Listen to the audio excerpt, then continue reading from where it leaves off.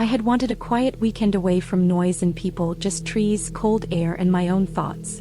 I chose a simple camping spot near a lake that was not far from a small trail but still out of sight from the road. I told myself it was safe because other hikers used the area all the time, and I had checked the weather and packed everything the list online said to pack. I felt proud of myself for going alone, like I was doing something brave and grown, even though a small part of me felt nervous in a way I couldn't name. When I arrived, the afternoon sun was still high and everything looked calm and harmless. I parked my car on the dirt patch near the trees, lifted my backpack, and walked down the narrow path toward the spot I had seen in photos, where the trees opened a little and the ground was level. The earth smelled like wet leaves and mud.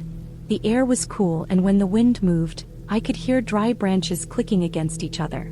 I kept looking around, not because I saw anything strange, but because the woods always feel like they are watching you even when you know they are not.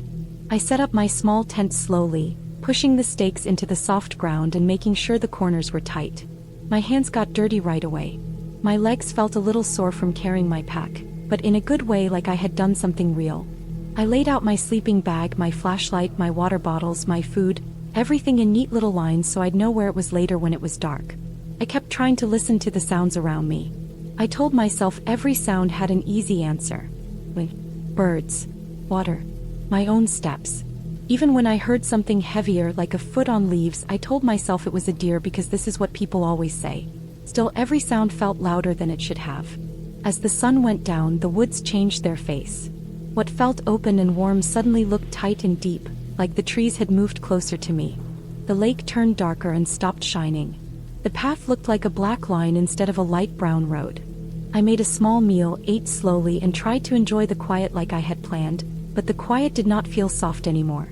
Felt like something pressed against my skin. There were no other tents around, no cars, no voices, nothing to remind me that people were nearby. I felt both free and exposed at the same time. When night came fully, it was heavy. The dark under the trees was thick, and my small flashlight only made a tunnel of pale light that showed more shadows than comfort. I sat inside my tent with the zipper closed and listened. My heart was beating faster even though nothing bad had happened. I tried to breathe slowly and tell myself that fear was just my mind trying to fill the empty space. I was a girl alone in the woods, I kept thinking, and my brain was doing what brains do when they feel small. Somewhere around the time when I guessed it was close to midnight, I heard something that did not sound like wind or animal steps. It was slow and careful, not rushing, not heavy, more like someone putting weight down and then lifting it, one piece at a time. Leaves moved, twigs cracked, but not loudly, like someone was trying not to be heard and failing just a little. The noise stopped and then started again from a slightly different angle, closer to the side of my tent where my head was. I froze. I did not unzip anything. I did not move at all except for my breathing, which I tried to keep quiet. Every bit of my skin felt tight. I felt like the thin tent fabric was the only thing between me and the whole dark world. I told myself again that it was an animal, but the thought did not settle in my chest. Animals do not stop and wait the way the sound waited. They do not shift their weight like that, pausing long enough to listen. I could feel a sense of being watched even though there were no eyes I could see. The sound went away slowly and I lay there for a long time, not sleeping, staring at the faint shape of the tent roof above me. My body hurt from being tense for so long. I finally drifted off, not because I was calm but because my body was too tired to stay awake. I woke up at first light with a dry mouth and a heavy head. The air outside was gray-blue. For a while I thought maybe I had dreamed the whole thing.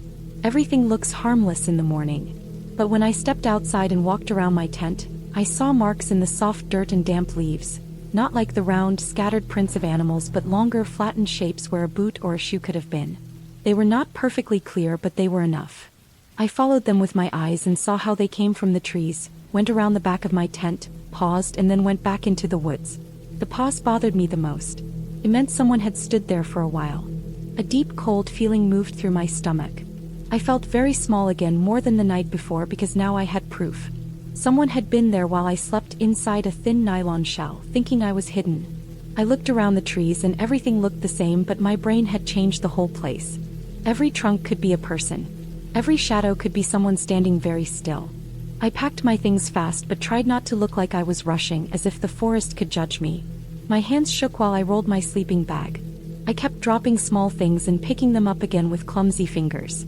I planned to hike back to my car right away, but I told myself I would walk slow and think clear, not run like a child. I slung my backpack on and started up the path. The morning was cool and wet, and mist hung low between the trees. My steps felt too loud. Every few minutes I had the strong feeling that someone was behind me. I would stop, turn, and see only trees and the empty path. But the sense didn't go away. It was like a heavy hand on my back pushing me forward. The woods, which had seemed welcoming on the first day, now felt like a maze that did not want to let me go. After a while, I noticed something that made my chest tighten even more. On the muddy side of the path, mixed with my own prints from the day before, there were newer, deeper prints that matched the shape I had seen around my tent. They were fresher than mine. They pointed in the same direction I was walking. That meant whoever it was had either come from ahead or had walked the same way not long before I woke up. I could not hear anyone, but I could feel the quiet pressing in too hard, as if even birds were waiting for something to happen. I kept walking, breathing shallow, and then I saw it. A piece of orange cloth, like from a cheap jacket or a hunting vest, caught low on a thorn bush just off the path. It was torn and dirty, like it had been brushed by someone moving through in the night who didn't want to stay on the trail.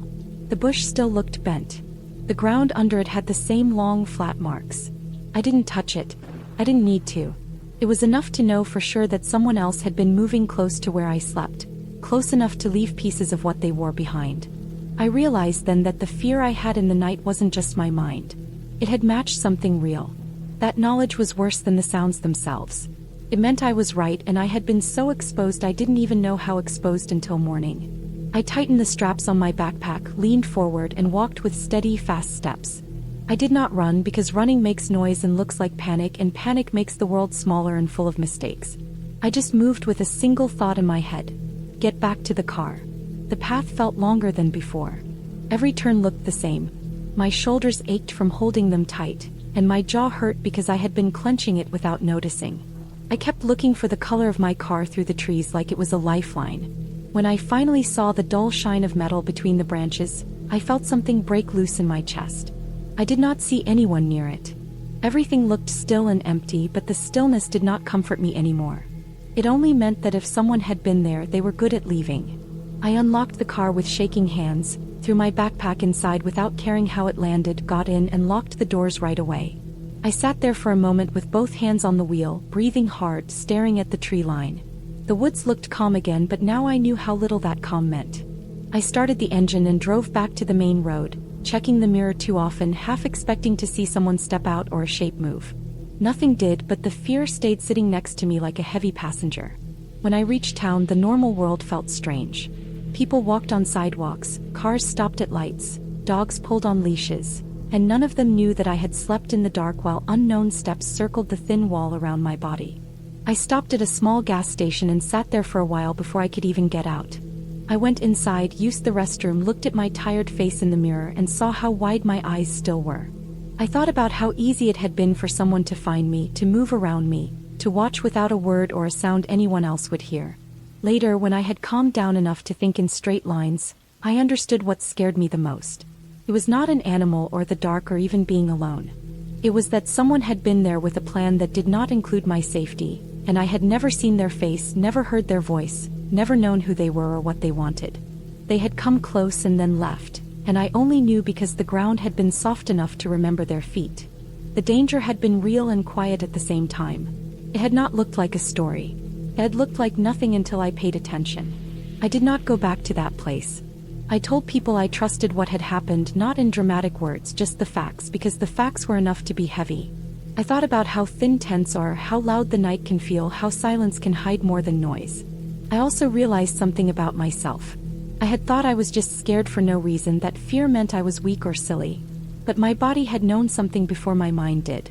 It had warned me with tight muscles and fast breath, and it had been right. The ending is simple and clear. I left.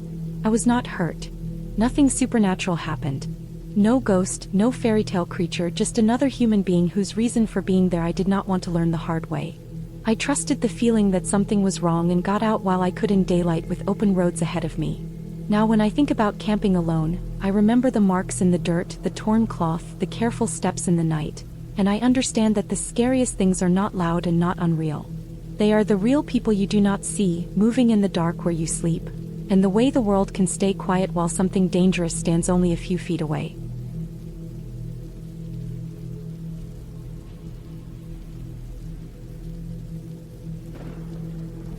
I remember the first time I decided to go solo camping in the mountains. It wasn't a decision I made lightly. I had spent months planning, researching trails, checking weather reports, and packing my gear meticulously. I wanted something remote, quiet, a place where I could disconnect completely from the constant noise of city life. I found a trail that led deep into a national forest, far from the main roads, with little foot traffic and no facilities. Perfect. At least that's what I thought. I started early in the morning, carrying a heavy pack filled with all the essentials. A tent, sleeping bag, cooking gear, plenty of food, water, a first aid kit, and an emergency whistle. I left my phone on airplane mode to avoid distractions, though I still had a GPS tracker in my pocket for safety. The air was crisp, smelling of pine and damp earth. The trail was narrow, winding through dense woods and occasionally opening into small clearings. Birds chirped, squirrels scuttled across branches, and the occasional rustle of a distant animal reminded me that I was in their territory. I loved that feeling even if it was slightly unnerving. By late afternoon I found a clearing near a small stream. The ground was flat and covered with soft pine needles, perfect for setting up a tent. I spent the next hour assembling my camp, carefully positioning the tent so that the entrance faced the stream. I gathered firewood, making sure to collect dry pieces from fallen branches and dead trees. The sun began to dip, casting long shadows that made the forest feel endless. There was a stillness that was both peaceful and slightly intimidating. I made a small fire and cooked some instant noodles. The warmth and the smell of food felt comforting, almost normal, but the isolation of the forest was never far from my mind.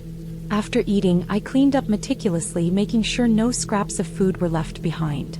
I hung my backpack on a tree branch to keep it out of reach from any wildlife and crawled into my sleeping bag as darkness fell. The forest at night is a completely different world. Sounds are amplified: the gurgling of the stream, the cracking of branches under invisible weight, the distant howl of some unknown animal. I stayed awake longer than I expected, listening, alert, and occasionally glancing at the dim glow of my fire. Around midnight I woke to a noise that made my heart skip. It was faint at first, almost like a scraping sound coming from just beyond the tree line near the stream. I froze, trying to pinpoint it. My first thought was an animal, maybe a deer or a bear, but the sound was unusual. It was deliberate, almost like someone was dragging something heavy across the forest floor. My pulse quickened. I grabbed my flashlight and shone it toward the noise, but the beam barely penetrated the darkness. There was nothing, yet the sound continued, slow and steady. I considered leaving the tent to investigate, but the thought of stepping into the unknown in pitch darkness made my skin crawl. Instead, I held my breath, tightened my grip on a small folding knife I always carried, and tried to convince myself it was just an animal. Hours passed and eventually the scraping stopped. I must have dozed off at some point, because the next thing I knew, the first light of dawn was peeking through the trees. Morning brought relief but also clarity. I realized the firewood I had collected the previous day had been disturbed. Some pieces moved, others broken. It wasn't random. Someone or something had been there during the night. Fear mixed with adrenaline, and I decided I needed to leave immediately. I packed up quickly, leaving nothing behind, and kept my senses sharp, scanning the woods for any signs of movement. As I hiked down the trail, I noticed subtle signs that someone had been following the same path. Footprints too large to be from any animal, slightly obscured by fallen leaves, yet clearly human. My stomach churned.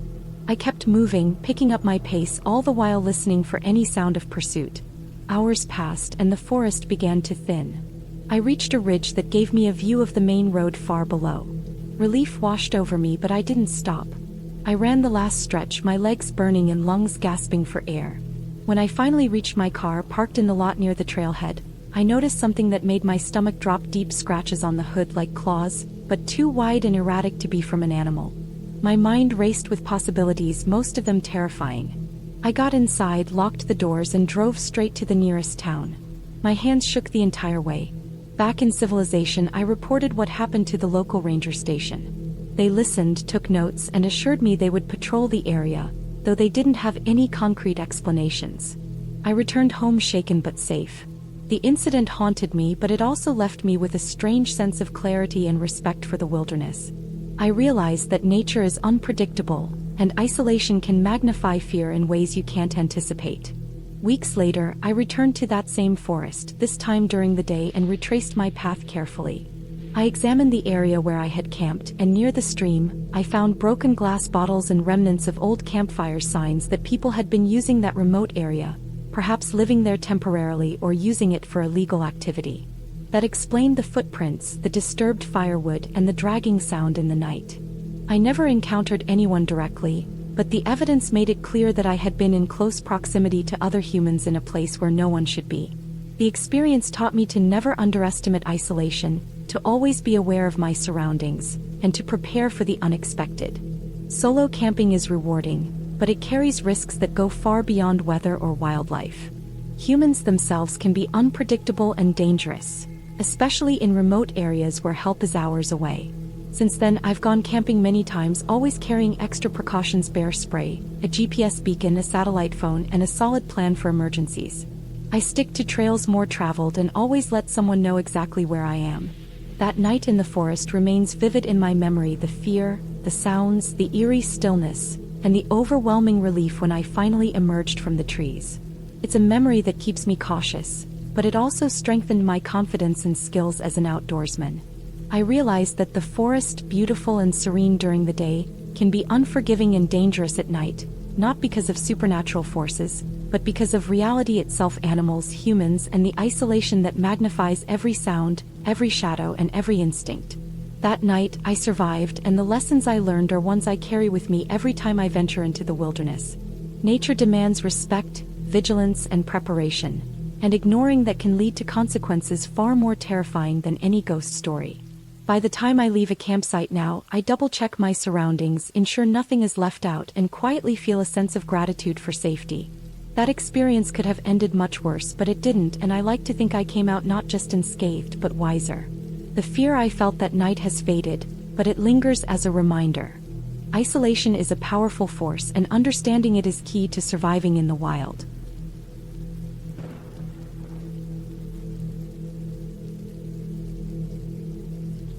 I had always loved the idea of camping alone. The thought of leaving my phone behind, the city noise fading into the background, and being completely immersed in the forest's quiet had a kind of romantic appeal to it. So one weekend I decided to take the plunge. I packed my backpack carefully: tent, sleeping bag, food, water, a small stove, a first aid kit, and a flashlight with extra batteries. I drove for hours until I reached a remote trailhead that promised solitude, and from there I hiked about 5 miles into the woods, my heart beating with a mix of excitement and nervous anticipation. The spot I picked was perfect, at least at first glance. A small clearing beside a creek, surrounded by towering pines. The sun was starting to dip behind the trees, and the air smelled earthy and crisp. I set up my tent, made a small fire pit with a ring of stones, and gathered some dry wood. The creek babbled nearby, the sound almost hypnotic, and I felt an initial sense of calm wash over me. I cooked a simple dinner: canned chili heated over the fire, and sat cross-legged on a flat rock, staring into the flames as night slowly crept in. It wasn't long after the sun disappeared that I noticed the sense of being watched. At first, I tried to shrug it off, telling myself it was just my imagination. The forest makes sounds at night: the rustle of leaves, the snap of twigs under small animals, the distant hoot of an owl. But this was different. Every time I looked into the shadows, I felt eyes on me. And then I heard it. A faint, deliberate crunch of footsteps coming from just beyond the firelight. I froze, my stomach tightening. The footsteps weren't the light, careful steps of a deer or a raccoon. They were heavy, methodical. Something or someone was moving through the trees, closer. I tried to rationalize it. Maybe another hiker, maybe someone camping nearby. But the nearest marked campsite was miles away, and I hadn't seen another person since I parked my car. My breath started coming faster, and I realized that even though I wanted to stand up and confront it, my legs felt frozen in place. I decided to do what I thought was smart: make noise.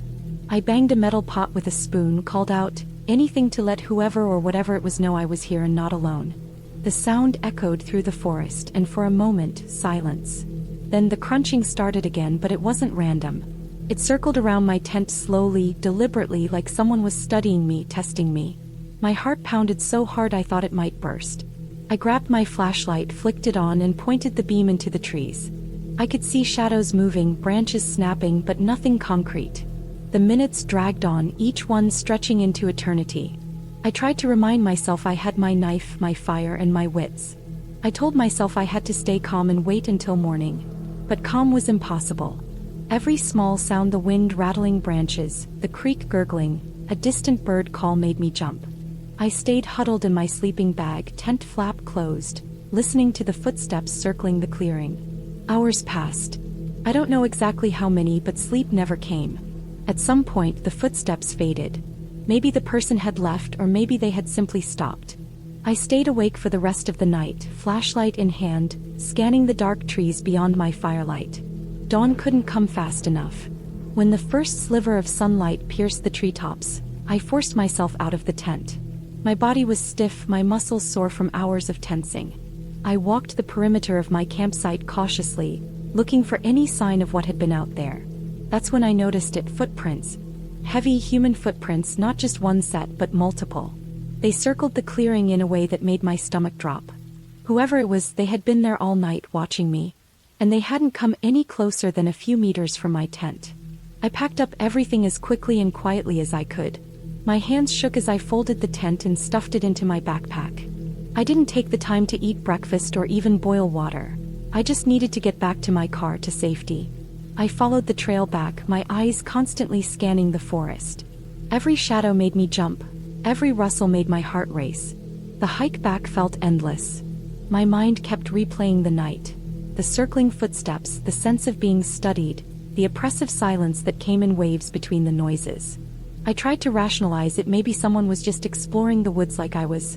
Maybe they didn't mean harm, but deep down I knew that whoever had been there had been deliberately toying with me, testing my fear. Finally, hours later, I saw my car parked at the trailhead. Relief washed over me in a wave so intense it made my knees weak.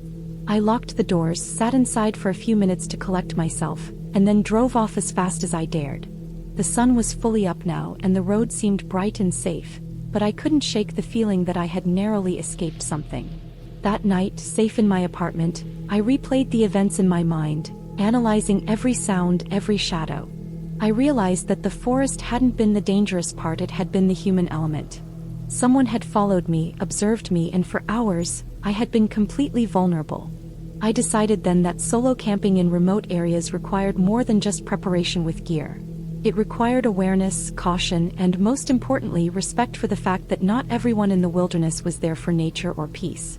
The next weekend, I returned to the same forest, but this time with a friend. We camped at a designated site, made noise, stayed near the road, and kept a careful eye on our surroundings. The fear wasn't gone, but it was managed. I also started carrying pepper spray and made a habit of checking in with someone every few hours whenever I went into the woods. That experience changed the way I approached the outdoors completely, not just as a thrill seeker but as someone who understood the vulnerability of being truly alone. I still love camping. I still love the quiet of the forest and the sense of being immersed in nature. But I've learned to respect it in a way I never did before. The memory of that night never leaves me. It is a constant reminder that even the most peaceful wilderness can be a place of very real danger. Not from wild animals, not from the shadows, but from other humans. And while I'll never forget the fear, I am also grateful for it. It taught me to prepare, to be aware, and most importantly, to survive.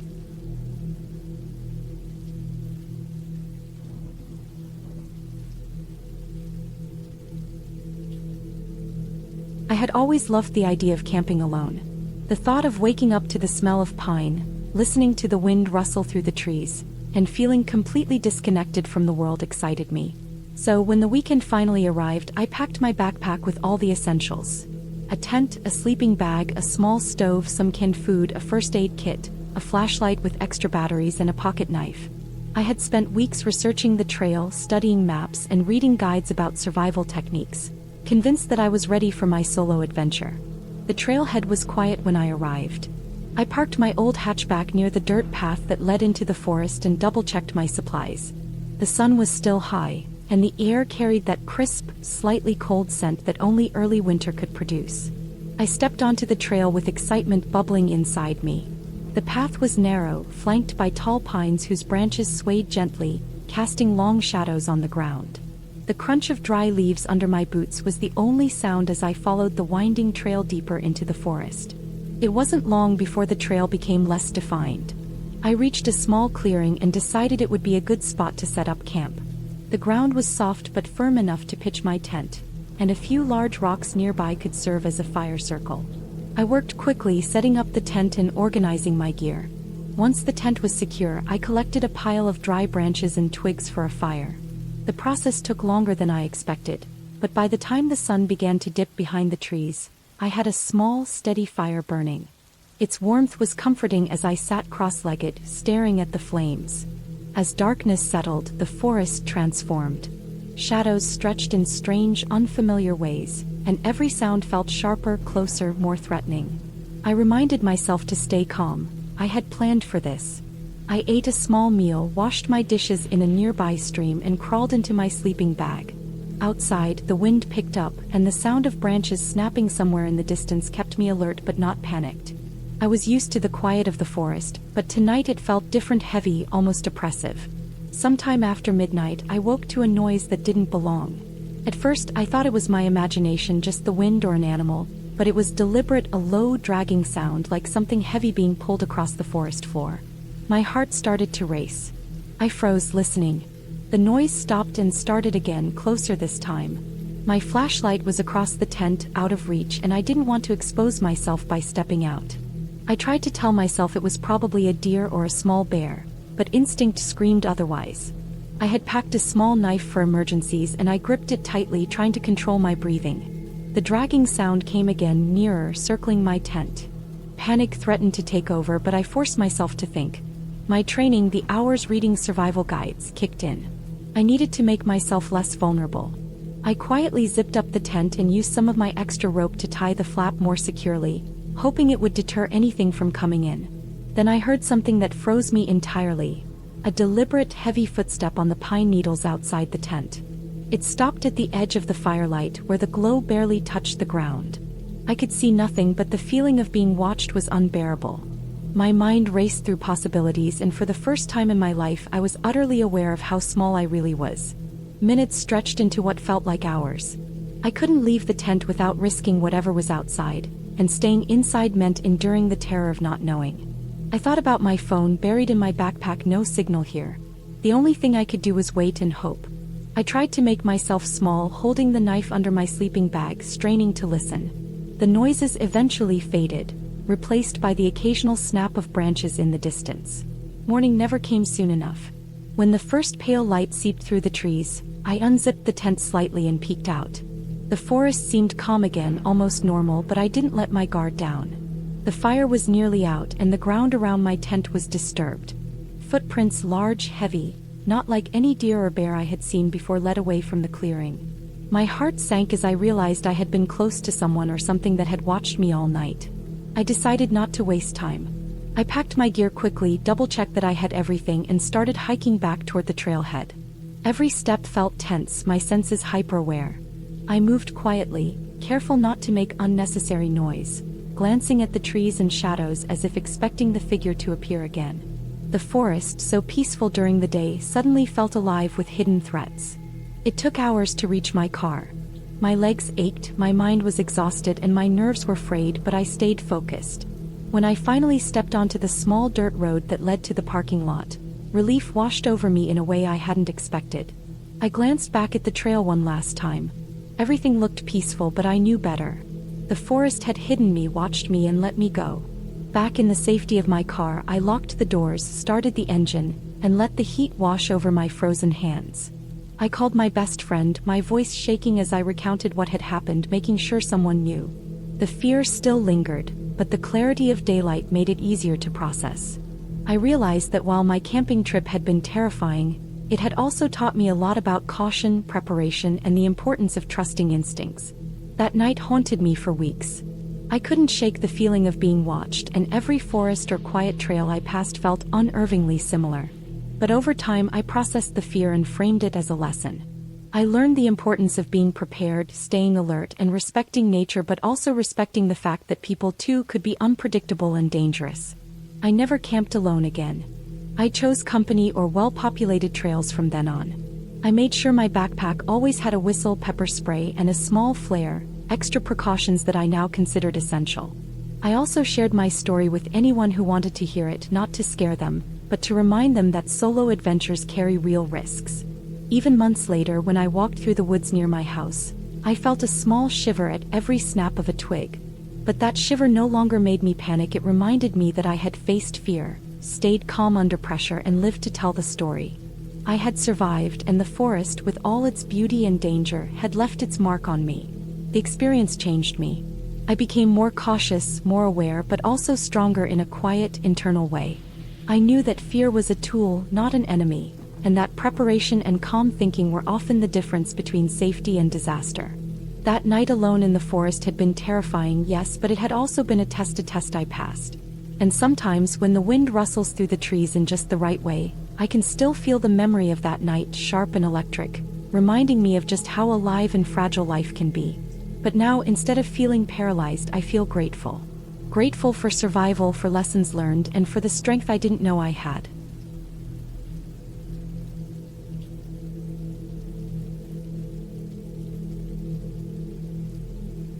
I never imagined that a simple camping trip would turn into one of the scariest experiences of my life. I had planned this solo trip for weeks, wanting nothing more than to escape the noise of the city and spend a few days completely alone in the wilderness. I packed lightly: a small tent, a sleeping bag, some granola bars, a portable stove, a first aid kit, and enough water for 2 days. I had checked the weather forecast, mapped out a trail, and even downloaded offline maps, thinking I had thought of everything. I arrived at the trailhead in the late afternoon. The sun was beginning to dip behind the trees, casting long, golden shadows across the forest floor. Birds were chirping, squirrels scurried through the underbrush, and the air smelled like pine and damp earth. I parked my car, slung my backpack over my shoulder, and started down the narrow dirt path that led into the heart of the woods. The excitement in my chest was overwhelming. I could feel it thumping against my ribs with every step. The first hour of hiking was beautiful. Sunlight filtered through the trees, painting the forest in warm patches of yellow and green. I passed a small creek, its water sparkling in the late afternoon light, and stopped to refill my water bottle. Everything felt peaceful. But as the sun began to sink lower, I noticed how quickly the forest darkened. Shadows stretched unnaturally, and the sounds of the forest seemed to shift. The birds quieted, and the rustling of small animals grew louder, more sudden. My heart began to pick up its pace, but I told myself it was just the normal tension that comes with being alone in the woods. I found a small clearing about an hour before sunset and decided it would be a good place to set up camp. The ground was uneven and filled with roots, but I found a relatively flat spot, pitched my tent, and arranged my sleeping bag inside. I started a small fire in a cleared patch of dirt, careful not to let it spread. The flames crackled and popped, giving the forest a golden glow, and I sat down, finally letting myself relax. I roasted a few marshmallows and sipped on water, feeling a small, comforting sense of accomplishment. Then came the first unsettling moment. I was gathering more firewood from around the clearing when I heard a distant snap, like someone stepping on a dry branch. I froze. The sound wasn't close, but it wasn't far either, maybe 100 yards away. My first instinct was to brush it off as an animal, but something in the timing of it made me uneasy.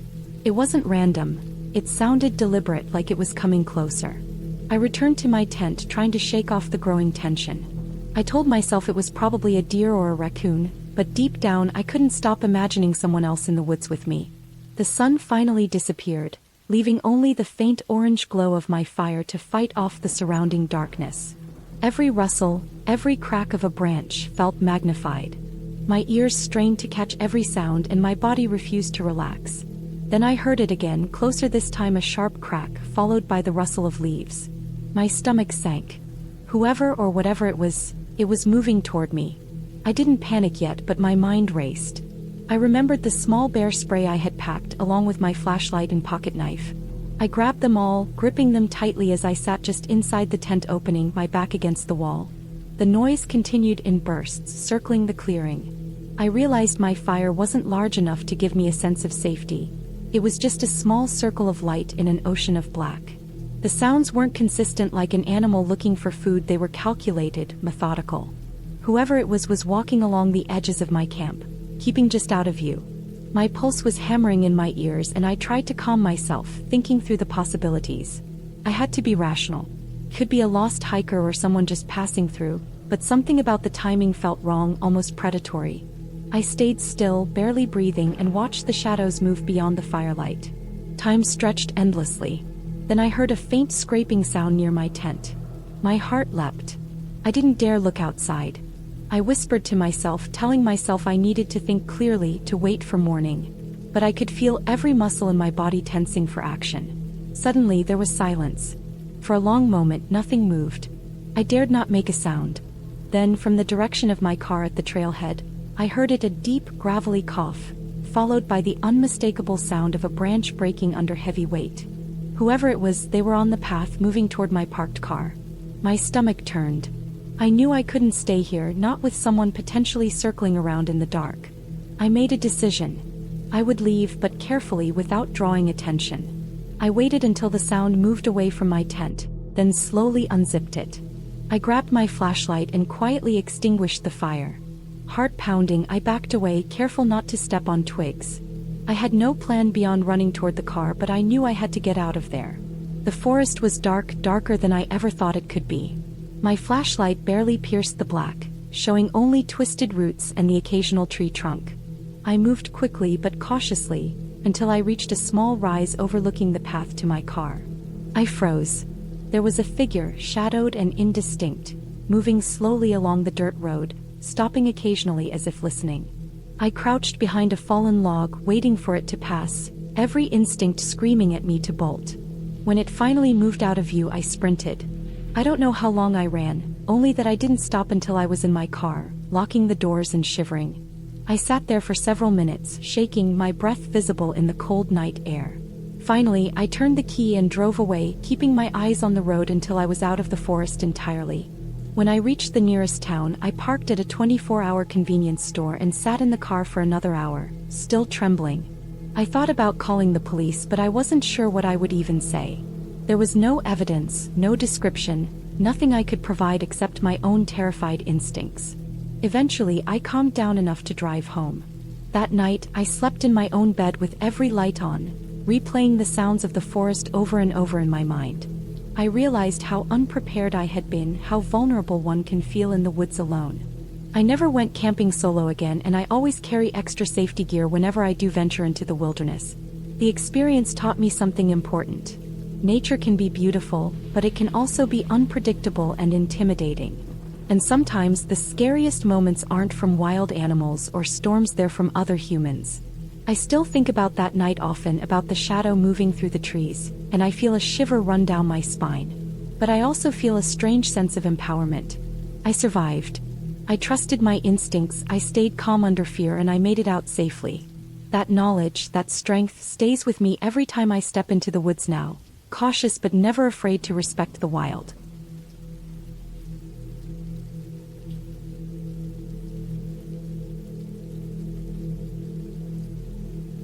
I had always loved the idea of solo camping. There was something thrilling about being alone in the middle of the forest, far from the noise and pressure of daily life. I told myself it was about reconnecting with nature, but deep down I think it was also about proving I could do it, that I could survive on my own.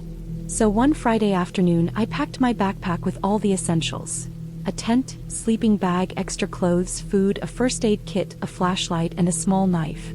I left my phone fully charged, though I knew the reception in the area I chose would be weak at best. The hike to my campsite took longer than I expected. The trail was narrow and overgrown, with roots snaking across the path and thick patches of bushes that scratched at my arms as I pushed through. By the time I found a small clearing by a shallow stream, the sun was dipping low in the sky, painting the forest in deep oranges and purples. I set up my tent on a flat patch of ground, making sure it was secure and away from any dead branches that could fall. I started a small campfire, the flames casting flickering shadows around me. The sound of the stream was calming, and for a moment I felt completely at peace. As night fell, the forest changed. The birds quieted, and the wind seemed to carry strange creaks and groans through the trees. I kept telling myself it was normal, just the sounds of the forest at night. I made myself dinner, some pasta I could heat over the fire, and ate slowly, trying to enjoy the solitude. When I crawled into my sleeping bag, the chill of the night air sank through my layers, but I didn't mind. I was used to roughing it. Around midnight something shifted. I was half awake, listening to the rustling of leaves and the gentle babble of the stream, when I heard it, a soft, irregular sound like footsteps on dry leaves. At first, I thought it was an animal, maybe a deer or a raccoon. But the steps were too deliberate, too steady, and they were moving closer. I froze, my heart thumping, straining to hear over the pounding of my own pulse. The steps stopped for a moment, then continued, circling my tent. My breath caught in my throat. I didn't dare move or make a sound. I remembered my knife lying beside me and the small flashlight in the pocket of my sleeping bag. I slowly unzipped the tent a little, careful not to make a noise, and shone the light outside. The beam cut through the darkness, illuminating nothing but the trees and the brush. Nothing moved. I considered calling the police, but my phone had no signal. I couldn't even tell if anyone was nearby. Then I heard it again, a snapping of a branch, closer this time, right behind my tent. My first thought was that someone was trying to steal my backpack, or maybe even worse. My mind raced. What if it was a stranger camping illegally or someone dangerous just wandering through? I tried to calm myself, but the panic kept growing. I grabbed my flashlight and my knife and unzipped the tent fully, ready to confront whoever or whatever was there. The night was so dark it felt like my flashlight barely cut through the black.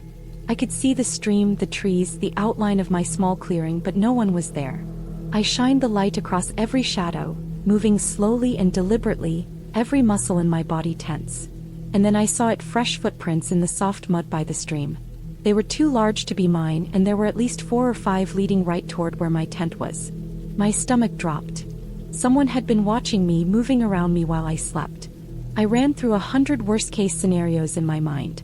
I knew I couldn't just sit there. I could pack up and hike back, but it was pitch black, the trail slippery and full of roots that could easily break my ankle. I needed a plan. I grabbed my backpack, flashlight in one hand, knife in the other, and decided to stay put and wait, hoping whoever it was would leave. Hours passed slowly. Every sound, the rustle of a small animal, the wind against the trees, made me jump. My flashlight battery started to die, and I realized I had to conserve it. By dawn, exhaustion had taken over my fear, and I fell into a fitful, light sleep, waking every few minutes at the slightest sound. When the sun finally began to rise, the forest looked almost peaceful again, the shadows shrinking, the mist curling over the stream. I felt a bit braver in the daylight. I got out of my sleeping bag and walked the perimeter of my clearing. That's when I noticed something chilling. My tent had been tampered with. The flap on one side had been unzipped, and there were scuff marks in the dirt around the entrance, as if someone had crouched there watching me while I slept. I realized then that I had been lucky. Someone had been close enough to watch me up close, maybe even step inside if I hadn't been alert. I packed up as fast as I could, my hands shaking, and kept my knife in front of me, ready to use it if necessary. I stayed on high alert while I retraced the trail back to my car. Every sound made me flinch, every shadow seemed like someone following me. My heart didn't stop racing until I reached the edge of the forest, where I could see my car parked in the small lot. When I finally sat behind the wheel, locked the doors, and breathed in the air conditioning, I felt the tension in my body slowly melt away. I called the local authorities from my phone, explaining what had happened, though they said they couldn't do much since I had been deep in the forest with no witnesses. But at least I had documented it, and I felt safer knowing that if anything had happened, someone would know. That day, I drove home slowly, taking side roads rather than highways, still jumpy at every sound outside. When I got home, I unpacked my gear and double-checked my locks. I kept thinking about the footprints, the way the intruder had moved so silently and deliberately, and it made my stomach turn. But I also felt a strange sense of relief. I had faced a real fear, stayed alert, and survived. I had trusted my instincts, and that had made all the difference. A few weeks later, I returned to the forest, this time during the day and with a friend, to try and reclaim a sense of peace in the place that had terrified me. The trees, the stream, the sunlight filtering through the leaves, it all looked beautiful again. But I never camped alone again. I realized that some adventures are worth experiencing, but solitude in the wild has limits. I was grateful I had made it back safe, and that fear, raw and real as it was, had also taught me respect for nature, for the unknown, and for my own intuition. Even now, when I think about that night, my stomach tightens, but it's mixed with pride. I survived something I had no control over, something that could have gone wrong in countless ways. The forest didn't feel magical or haunted, it felt alive, unpredictable, and real. And I had come out of it alive, alert, and stronger than I had ever been. That experience stayed with me, a reminder that bravery isn't the absence of fear, but the ability to face it, stay calm, and act wisely when it matters most.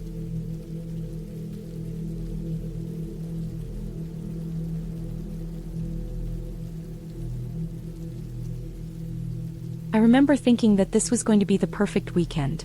My backpack was heavy, loaded with camping gear, food, water, and my little journal that I always carried when I went hiking. The trailhead was quiet that morning, the kind of quiet that made you think the world was holding its breath. I had planned to hike a few miles into the forest, find a clearing near a stream, and set up camp for 2 nights. The forest was dense, the kind with towering pines and thick underbrush, and the path was narrow, winding between roots and rocks. I had been here once before with friends, but this time I wanted to go alone, to have the forest all to myself. The hike started off fine. The sun was warm, cutting through the branches, casting long shadows on the ground. Birds chirped intermittently, squirrels darted between trees, and the faint smell of pine filled the air. I kept my pace steady, stopping occasionally to take pictures or jot a note in my journal. I passed the old oak that I remembered from my last trip, its massive trunk covered in moss and lichen, and I felt a small thrill of excitement. Everything seemed exactly as it should. By the time I reached the clearing I had picked for my campsite, the sun was just beginning to dip behind the trees, painting the sky with streaks of pink and orange. I set my backpack down and started to unpack. The process was routine, comforting. Rolling out my sleeping bag, staking the tent into the soft earth, and gathering some dry wood for a fire. I wanted a fire tonight not just for warmth, but because it made the forest feel less overwhelming. The first night went smoothly. I cooked a simple meal, wrapped myself in a blanket near the fire, and watched as the flames danced against the darkness. The forest at night is a different world. Every rustle, snap, and whisper of wind feels sharper, more alive. I reminded myself that it was just the wind or small animals moving about. I felt a bit of unease but told myself it was normal, part of being out here alone. Eventually, the fire burned down to embers and I crawled into my tent, my flashlight and phone next to me. Sleep came slowly, the sounds of the forest pressing close. The next morning, I woke to birds chirping and the sun filtering through the trees. I made coffee on my small camping stove and ate a granola bar while sitting on a fallen log near the stream. The water was clear, cold, and moving faster than I expected, splashing over rocks and fallen branches. It was serene, almost meditative, and for a moment I felt completely at peace. I decided to explore a little further today, following a smaller trail that branched off the main path. The trail was less maintained, narrow, and overgrown in places, and I realized I hadn't seen another person since I started hiking the day before. That should have made me cautious, but I was too absorbed in the forest. Everything was quiet except for the occasional bird call and the sound of my own footsteps on the leaves. I was a few miles in when I noticed the trail started to climb sharply. My legs were tired, my backpack felt heavier, and I could feel the sweat dripping down my back. I stopped to catch my breath, leaning on my trekking poles, and then I noticed something that made my stomach drop. There were footprints. Not the kind you see all the time on a trail, but fresh, deep, muddy footprints. Human footprints. They were large, and they weren't part of any trail maintenance work or ranger patrols. They came from deeper in the woods and continued along the slope I had been climbing. My first thought was to turn back, but a stubborn part of me wanted to see where they led. I convinced myself it was someone else camping or hiking nearby. I followed the footprints carefully, trying to stay quiet. The forest seemed to close in around me. Every branch that snapped underfoot sounded louder than it should. Every rustle in the bushes made my heart race. After a while, I realized the footprints were erratic, sometimes disappearing only to reappear a few feet away. I started feeling a creeping anxiety. Something about the spacing and depth of the prints didn't feel right. Then I heard the crack of a branch behind me, loud and deliberate. I froze. My eyes darted around, scanning the trees. Nothing moved, but the sound came again, closer this time. My heart was hammering in my chest, and I realized how vulnerable I was. I wasn't prepared for this part of the forest. My fire was miles away, my tent was miles away, and my phone had patchy service at best. Panic started to creep in, cold and insistent. I decided to move faster, putting as much distance between myself and wherever that sound had come from. The trail twisted and turned, and the forest grew thicker, the underbrush scratching at my legs, the canopy blocking out more sunlight. I had no idea where I was. I kept following the trail, hoping it would loop back to my campsite. Every few minutes, I thought I heard something behind me, footsteps, or maybe the sound of someone breaking through the undergrowth. My mind started racing with worst-case scenarios. Eventually, I realized I had gone too far. The trail ended abruptly at a steep drop, a small ravine with a stream running at the bottom. I was trapped. My pulse was relentless, my hands shaking. I looked around frantically for any other path, any way back. That's when I heard it again, a low, steady sound of someone moving closer. I ducked behind a tree trying to calm my breathing. I couldn't see anything through the thick underbrush. I waited, seconds stretching into what felt like hours. I knew I had to get out of there before night fell. I remembered the direction of my campsite, retraced my steps carefully, staying as quiet as possible. The forest seemed darker and more menacing than before. I could feel eyes on me, or maybe it was just my imagination, but every shadow seemed alive. I walked faster, breaking through the underbrush until finally I saw the familiar shape of the clearing. Relief washed over me in waves when I finally reached my campsite. I dropped my backpack, fumbling with my fire starter to get the fire going again. The flames cracked and hissed, but it felt safe, almost normal again. I sat close to the fire, my hands wrapped around a mug of coffee, listening to the forest.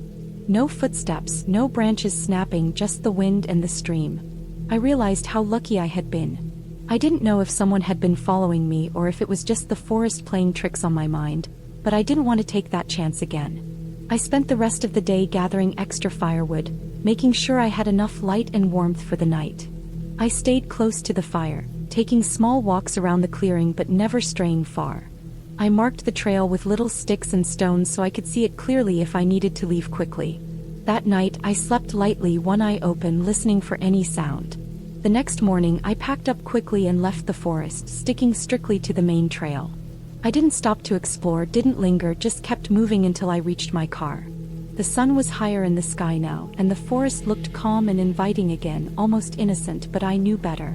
Driving home, I kept glancing in the rearview mirror, half expecting to see someone following. But the road was empty.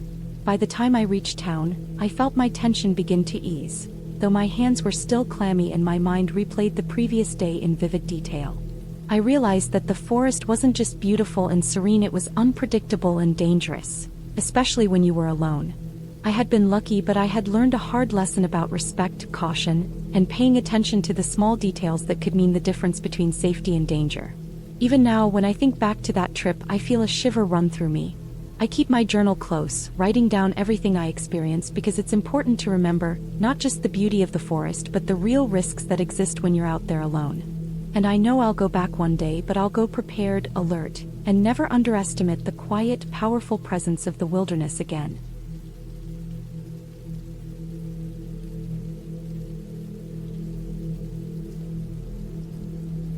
I had been looking forward to this camping trip for weeks. My plan was simple. Leave the city behind, hike into the forest with my backpack, my tent, and my sleeping bag, and just disappear for a couple of days. I wanted silence, fresh air, and nothing but nature. Thought I was ready. I thought I knew what I was doing.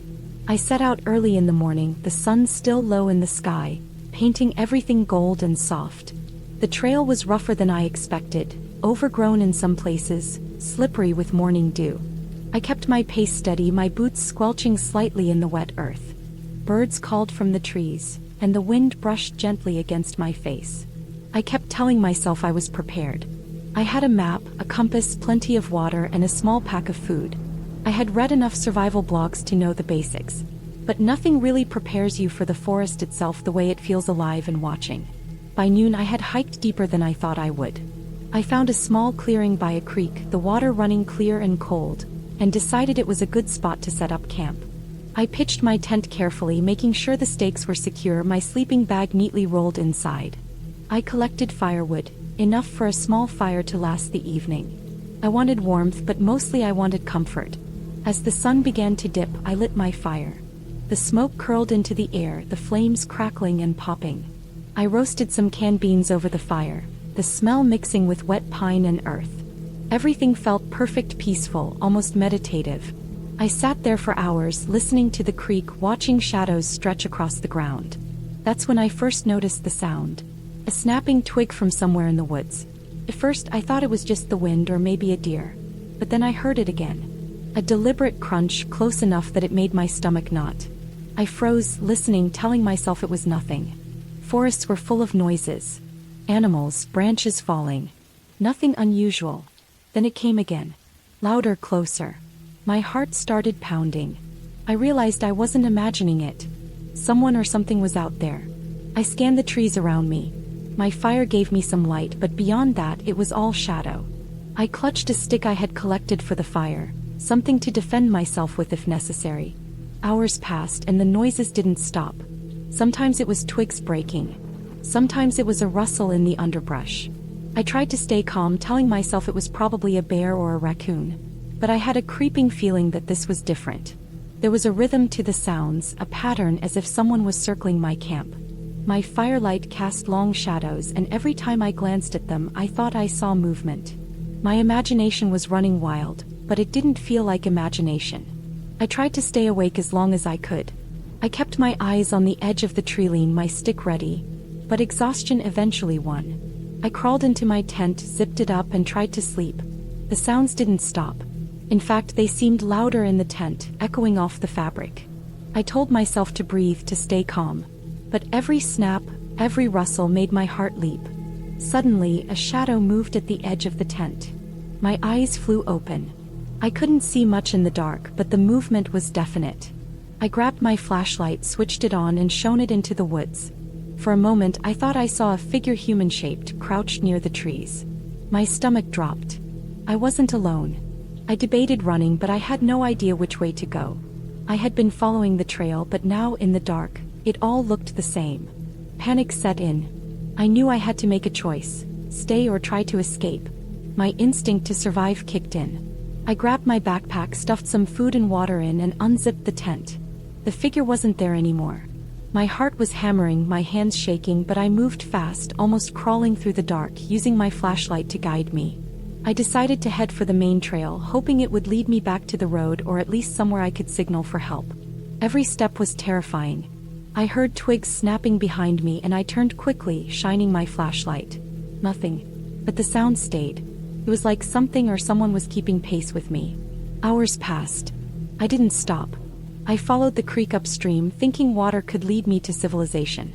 My legs were trembling, my lungs burning. At one point, I tripped on a root and fell face first into the mud. I stayed there for a moment, catching my breath, listening. Silence. Then another snap. I scrambled to my feet and ran again, faster than I ever thought I could in the dark. Just when I felt like I couldn't go any farther, I saw a faint light in the distance. My heart lifted. It was either a cabin, a campsite, or someone else. I ran toward it, calling out, my voice hoarse and shaking. The light grew brighter, and eventually I saw the outline of a park ranger station, a small wooden building with a single light on.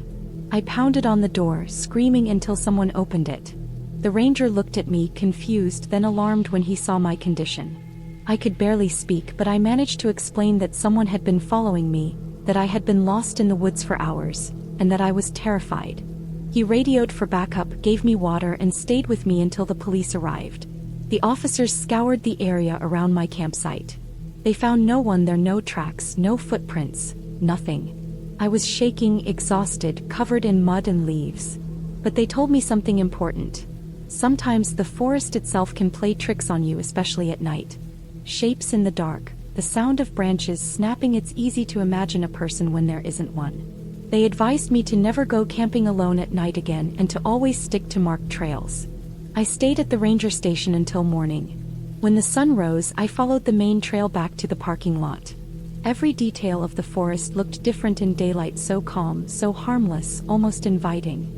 I realized how much fear had distorted my perception.